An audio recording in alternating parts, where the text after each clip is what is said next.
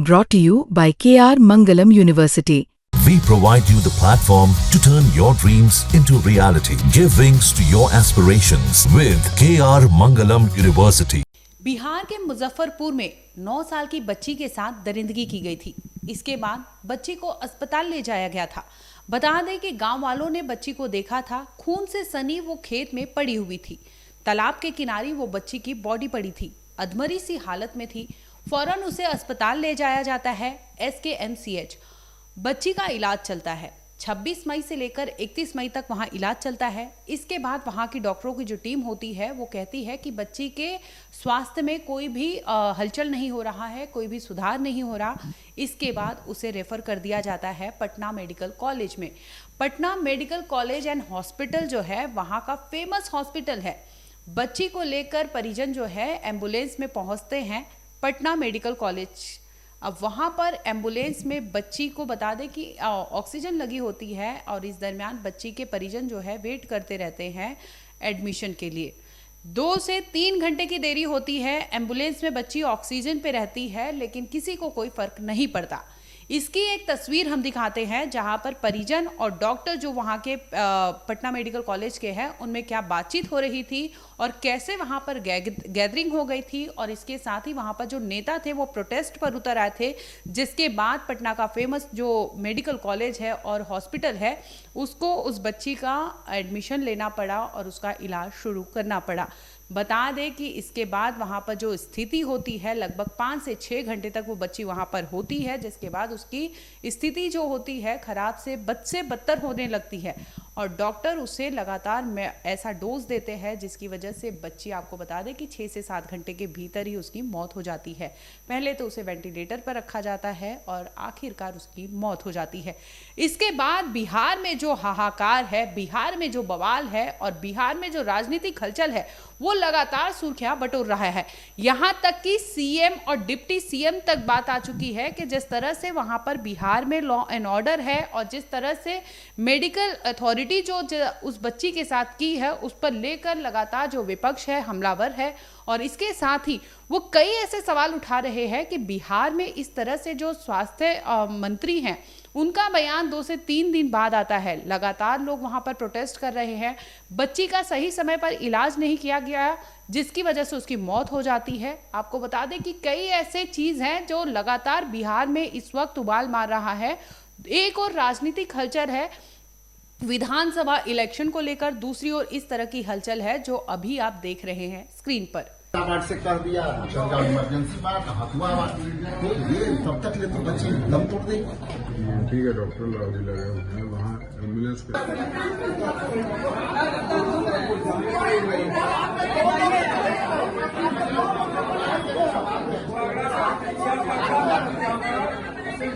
अब आपको 10 पॉइंट्स के थ्रू बताते हैं कि बिहार के मुजफ्फरपुर में जिस तरह से 9 साल की बच्ची के साथ जो अपराध हुआ उसमें क्या क्या हुआ है और किस तरह से ये केस दिन पर दिन वहां पर सुर्खियां बटोर रहा है। और बिहार में यहां तक की बात ये तक आ रही है CM को इस्तीफा दे देना चाहिए।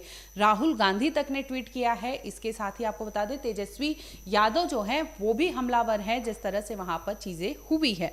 पहली बात बताते हैं कि वारदात कब हुई थी, तो 26 मई को हुई थी सुबह 11 बजे। आपको बता दें कि एक शख्स है 30 साल का, वो मछली बेचने आता है और उस लड़की के घर में जब पूछता है कि क्या आपको मछली लेना है, इस पर लड़की की जो विधवा माँ होती है वो नाम में बोलती है और वहाँ से वो मछली बेचने वाला शख्स चला जाता है। इसी दरमियान उसकी नज़र उसकी बेटी पर पड़ती है। 9 साल की बच्ची घर से बाहर निकलती है कुछ लेने के लिए और ये मछली वाला उसे बहला फुसला कर ले जाता है खेत में जहाँ पर उसके साथ दरिंदगी करता है। इसके बाद बात करते हैं बच्ची की हालत जो गंभीर रूप से घायल थी क्योंकि जब उसे देखा गया तो खून में सनी थी। अब बच्ची को वहां से उठाकर ले जाया जाता है SKMCH अस्पताल में। बताया ये जा रहा है कि डॉक्टरों की लापरवाही से बिहार की ये बच्ची अब इस दुनिया में नहीं रही। तो पहले उसे SKMCH अस्पताल यानी Shri Krishna medical college and hospital वहां पर ले जाया जाता है। इसके बाद वहां से डॉक्टरों की टीम जो है 31 मई को PMCH में रेफर कर देती है क्योंकि लड़की की स्थिति जो थी वो नाजुक हो गई थी।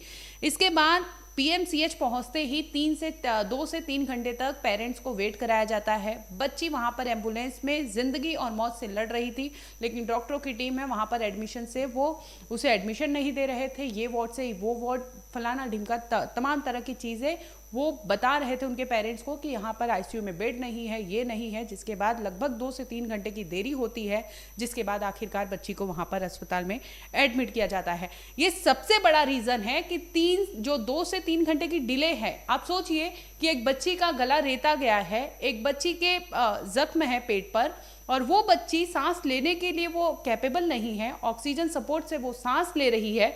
ऐसे में 9 साल की बच्ची और उसके परिवार को एम्बुलेंस में रखा जाता है और उसे 2 से 3 घंटे तक देरी यानी इंतजार कराया जाता है, जिसके बाद परिजन का कहना है कि वो देरी ही उस बच्ची की काल बन गई। यानी वो देर अगर ना होता, समय पे उसको इलाज मिलता, तो वो बच्ची जिंदा हो जाती या जिंदा रहती। अब बात करते हैं चौथे पॉइंट की।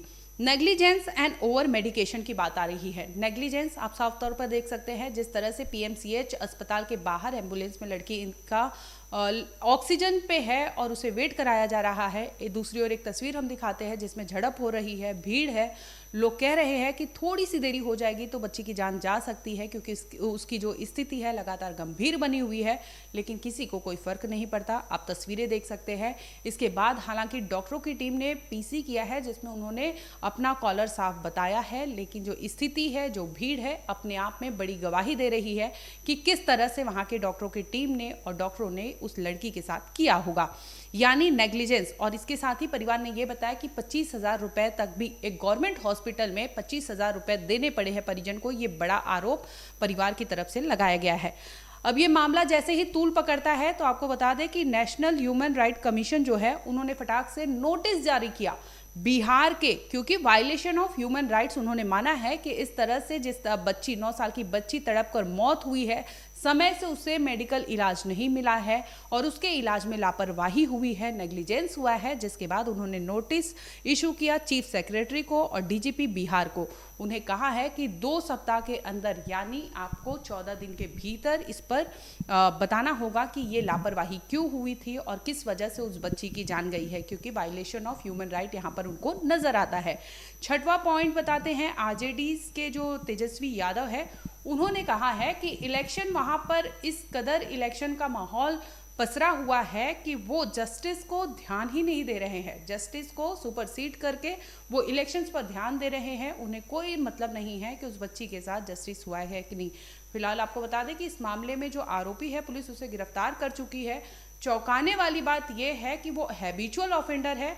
इस बच्ची के पहले भी उसने 12 साल की बच्ची के साथ रेप जैसी वारदात को अंजाम दिया था, उसे मारने की भी कोशिश की थी और इसके बाद भी वो बाहर ऐसे खुले में घूम रहा है, तो लॉ एंड ऑर्डर पर बिहार में सवाल तो उठना लाजमी है।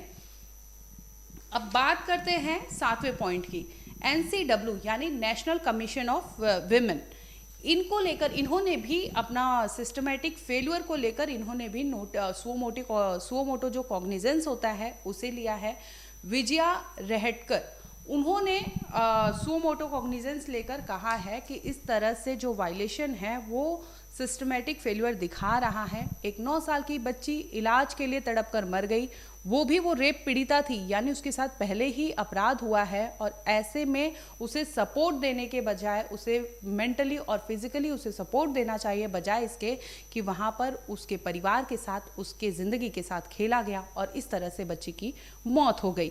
अब बात करते हैं 8वें पॉइंट की, जहाँ पर राहुल गांधी जो है उन्होंने भी ट्वीट करके कहा है कि जस्टिस मिलना चाहिए उस बच्ची के साथ और बिहार में ये साफ साफ लॉ एंड ऑर्डर का फेल्यूर है। जिस तरह से उस बच्ची को मेडिकल के लिए तड़प कर मरना पड़ा है, तो नीतीश गवर्नमेंट को उन्होंने सीधे सीधे निशाना साधा है कि इस पर उनको भी बोलना चाहिए। अभी तक उन्होंने भी अपनी चुप्पी नहीं तोड़ी है।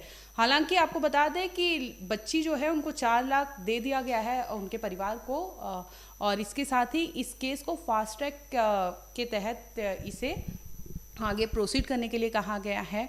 और बता दे जो हैबिचुअल ऑफेंडर तो हमने बताया है कि वो शख्स जो है जिसने इस तरह से लड़की को चोटिल किया था, उसके साथ रेप किया था, उसके बाद उसका गला रेता था और उसके आखिरकार वो लड़की अभी इस दुनिया में नहीं रही, क्योंकि इलाज के लिए उसे सही समय पर इलाज नहीं मिला, जिसकी वजह से वो लड़की तड़प कर मौत के काल में समा जाती है। फिलहाल आपको बता दें कि इस केस में पुलिस ने आरोपी को तो अरेस्ट कर लिया है, लेकिन स्वास्थ्य मंत्री जो है बिहार के पांडे जी, उनका भी बयान सामने आता है, जिसके बाद वो कहते हैं कि बिहार में क्या कुछ हुआ था, जिस दरमियान ये चीज़ें हुई थी उन्हें वो बाहर थे, इसकी वजह से वो इंटरेक्ट नहीं कर पाए थे। आखिरकार 3 दिन बाद सही उन्हें मिलता है समय, जिसके बाद उन्होंने कहा है कि न्याय के लिए वो उस हद तक लड़ेंगे जिस हद तक उसे न्याय मिलना ही चाहिए। हर उस पे वो खड़े हैं, उस लड़की के साथ, उस परिवार के साथ, कि आखिरकार वो लड़की को न्याय दिलाकर रहेंगे। इस पर स्वास्थ्य मंत्री ने क्या कहा वो भी सुन लीजिए। मुजफ्फरपुर की घटना हुई बच्ची के साथ, वो बहुत ही दुखद है, पीड़ादायक है, और जो पुलिस अधीक्षक से जानकारी मिली है, जो आरोपित है उसकी गिरफ्तारी तुरंत हो गई और 15 दिनों के अंदर चार्जशीट करके स्पीडी ट्रायल चला के उस आरोपित को सख्त सजा दिलवाई जाएगी। बच्ची को घटना के बाद SKMCH मुजफ्फरपुर लाया गया, वहां उसका उपचार हुआ। उपचार होने के बाद फिर PMCH पटना रेफर किया गया। वो बच्ची पटना आई, फिर PMCH में उसका ट्रीटमेंट हुआ। हमारे डिप्टी सुपरिटेंडेंट और सुपरिटेंडेंट ने मीडिया के मित्रों को पूरी बात बताई कि किस प्रकार से उनका इलाज और उपचार हुआ। लेकिन कल जब मैं रात को लौट के आया तो मैं सारे विषयों पे नज़र रखे हुए था, निगरानी रखे हुए था, जानकारी ले रहा था। मैंने तुरंत अपने अधिकारियों के साथ, वरिष्ठ अधिकारियों के साथ चर्चा किया और चर्चा करने के बाद मैंने वरिष्ठ अधिकारियों को निर्देश दिया कि मामला गंभीर है और निश्चित रूप से मेरे मन को भी ये पूरा जो घटनाक्रम हुआ है इस बात की उत्सुकता है कि सारे तथ्यों की पूरी जानकारी सामने आनी चाहिए और एक तुरंत उच्च स्तरीय कमेटी का गठन किया जाए। आपको बता दें कि पटना के मुजफ्फरपुर का ये जो मामला है वो लगातार तूल पकड़ रहा है। बिहार की राजनीतिक हलचल तो अलग है, लेकिन बिहार में इस तरह से 9 साल की बच्ची के साथ जो दुर्व्यवहार किया गया है, जिस तरह से उसके साथ अपराध हुआ है, और उसके बाद मेडिकल जो गवर्नमेंट एक हॉस्पिटल है वहां पर उसको सही समय पर इलाज नहीं मिला है, इन तमाम पहलू को लेकर जो विपक्ष है लगातार हमलावर है। इसके साथ ही लोग सड़कों पर उतरे हैं कि प्रोटेस्ट कर रहे हैं। उन्हें दरकार है कि अगर न्याय मिलना चाहिए सही समय पर मिलना चाहिए। दूसरी ओर आपको बता दें कि इस केस में कई टीमों को गठित किया गया है और जिस तरह से आरोप मेडिकल टीम पर लग रहे थे उनके लिए भी टीम गठित की गई है। जांच होगी कि आगे आखिर अगर उनमें कमी पाई गई कि उन्होंने सही समय पर इलाज नहीं किया है तो उनमें भी उस टीम वो हरकत करेगी और उन्हें भी इस तरह से सजा होगी अगर वो गलत रहेंगे। फिलहाल इस वीडियो में इतना ही। आप देखते रहिए क्राइम तक।